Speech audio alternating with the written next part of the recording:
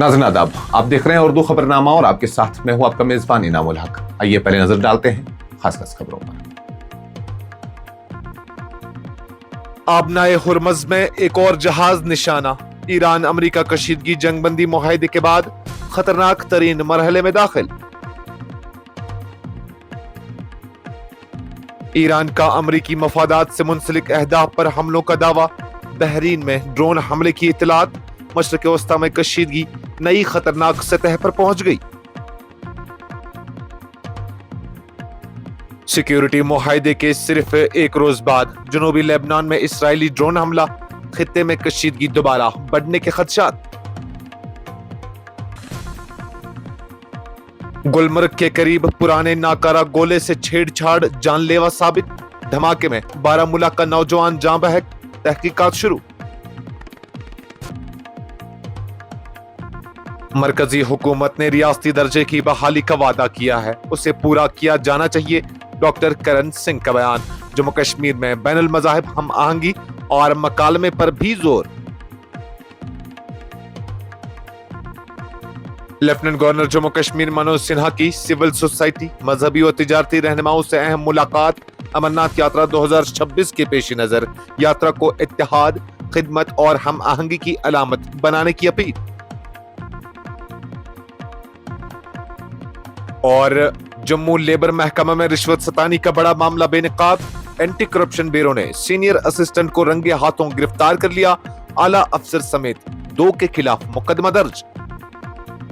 आबनाए हुर्मज में एक और तिजारती जहाज को नामालूम हमले का निशाना बनाया गया है, जिसके बाद ईरान और अमेरिका के दरमियान हालिया जंगबंदी मुआहदे के बावजूद कशीदगी मजीद शिद्दत इख्तियार कर गई है। बरतानिया की बहरी तिजारती निगरानी इदारे के मुताबिक एक ऑयल टैंकर को आबनाए हुर्मज से गुजरने के दौरान एक प्रोजेक्टाइल ने निशाना बनाया, जिससे जहाज के पुल को नुकसान पहुंचा। ताहम अमले के तमाम अरकान महफूज रहे।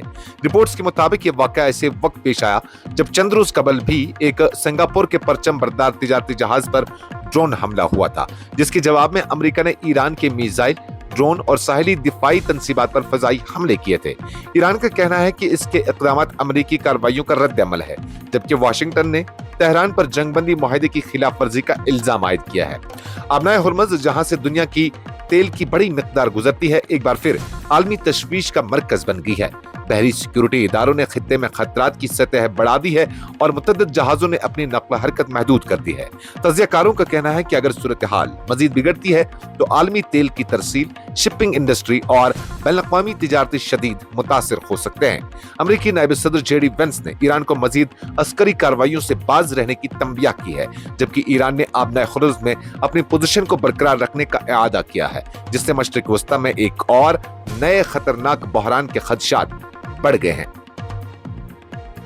ईरान ने दावा किया है कि उसने खित्ते में अमेरिकी मफादात से मुंसलिक अहदाफ को निशाना बनाया है, जबकि बहरीन की जानिब से भी एक मुश्तबा ड्रोन हमले की इतला दी गई है, जिसके बाद मशरिक़ वस्ता में कशीदगी एक बार फिर इंतहाई खतरनाक मरहले में दाखिल होती दिखाई दे रही है। ईरानी हुक्काम के मुताबिक हालिया कार्रवाइयां अमेरिकी फौजी हमलों और खित्ते में बढ़ती हुई अस्करी सरगर्मियों के रद्द अमल में की गई हैं। बहरीन के हुक्काम ने तस्दीक की है कि मुल्क में एक ड्रोन हमले की इतला मौसूल हुई, जिसके बाद सिक्योरिटी इदारों को हाई अलर्ट कर दिया गया है। अगरचे हमले से होने वाले नुकसानात और हलाकतों के हवाले से तफसीलात फौरी तौर पर सामने नहीं आई, ताहम इस वाक़े ने खलीज खित्ते में सिक्योरिटी खदशात को मजीद बढ़ा दिया है। बहरीन में अमेरिकी बहरिया के 5वीं बहरी बेड़े का हेडक्वार्टर मौजूद है, जिसके बाद इस पेशरफ्त को गैर मामूली अहमियत दी जा रही है। उधर ईरान ने वाज़ा किया है कि वो अपनी कौमी सलामती और खुद मुख्तारी के तहफ़्फ़ुज़ के लिए हर मुमकिन इक़दाम उठाने का हक महफूज रखता है। दूसरी जानब अमेरिकी हुक्काम ने खित्ते में अपने इत्तेहादियों के साथ राबते तेज कर दिए हैं और सूरत हाल का बगौर जायजा लिया जा रहा है। बैनुल-अक़वामी मुबस्सरीन का कहना है कि अगर कशीदगी में कमी के लिए फौरी सिफारती इक़दाम न किए गए तो पूरा मशरिक़ वस्ता एक वसी तर तनाज़े की लपेट में आ सकता है। तज्ज़ियाकारों के मुताबिक ईरान, अमेरिका और उनके इलाकाई इत्तेहादियों के दरमियान बढ़ती हुई महाजराई न सिर्फ खलीजी ममालिक बल्कि आलमी तवानाई मंडियों, बहरी तिजारत और बैनुल-अक़वामी सलामती के लिए भी संगीन खतरात पैदा कर सकती है, जबकि आलमी बिरादरी ने तमाम फ़रीक़ैन से तहम्मुल और मुज़ाकरात के जरिए तनाज़े के हल पर जोर दिया है। اسرائیل اور لیبنان کے درمیان حالیہ سیکیورٹی مفاہمت کے ایک دن بعد ہی جنوبی لیبنان میں اسرائیلی ڈرون حملے کی اطلاع سامنے آئی ہے، جس سے خطے میں ایک بار پھر کشیدگی بڑھنے کے خدشات پیدا ہو گئے ہیں۔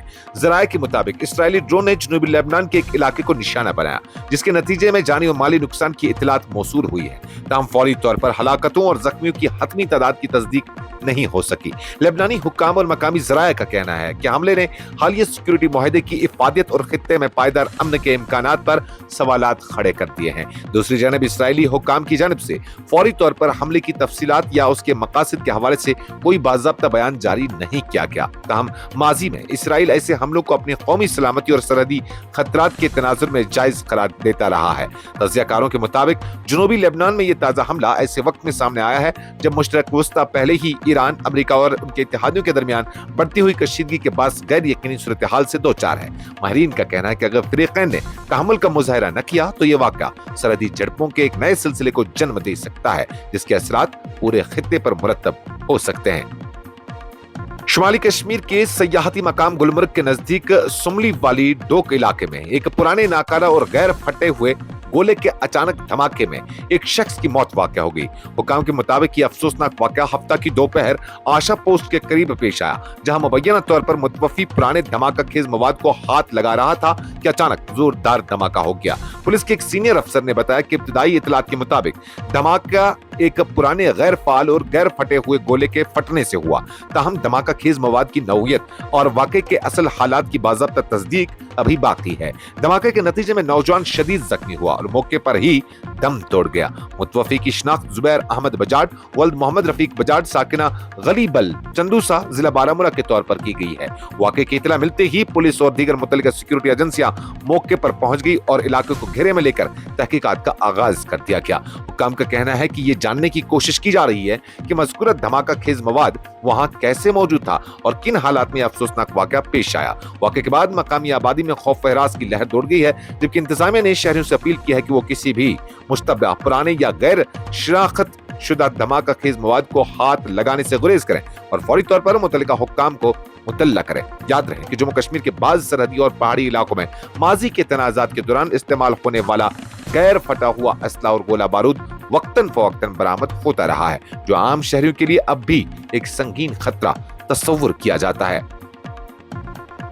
جموں کشمیر کے سابق صدر ریاست ڈاکٹر کرن سنگھ نے ہفتہ کے روز ایک بار پھر جموں کشمیر کو ریاستی درجہ بحال کرنے کی وکالت کرتے ہوئے کہا کہ مرکزی حکومت پہلے ہی اس حوالے سے وعدہ کر چکی ہے اور اب اس وعدے کو عملی جامہ پہنایا جانا چاہیے۔ انہوں نے کہا کہ جموں کشمیر کی سابقہ آئینی حیثیت ملک میں ایک منفرد مقام رکھتی تھی اور انہیں امید ہے کہ مناسب وقت پر ریاستی درجہ کی بحالی عمل میں لائی جائے گی۔ سری نگر کے شیر کشمیر انٹرنیشنل کانفرنس سینٹر میں منعقدہ بین المذاہب مکالمے کے پروگرام کے موقع پر ذرائع ابلاغ سے بات کرتے ہوئے ڈاکٹر کرن سنگھ نے کہا کہ جموں کشمیر کو ریاستی درجہ واپس دیا جانا چاہیے کیونکہ حکومت ہند اس کا وعدہ کر چکی ہے۔ انہوں نے کہا کہ وہ سمجھتے ہیں کہ اس وعدے کو پورا کرنا ضروری ہے اور اس حوالے سے مثبت پیش رفت ہونی چاہیے۔ ڈاکٹر کرن سنگھ نے جموں کشمیر کی تاریخی اور آئینی حیثیت کا ذکر کرتے ہوئے کہا کہ سابق ریاست کو ملک کے وفاقی ڈھانچے میں ایک منفرد مقام حاصل تھا۔ انہوں نے امید ظاہر کی کہ مستقبل میں ریاستی درجہ بحال ہوگا، جس سے خطے کی عوام کی خواہشات اور توقعات کو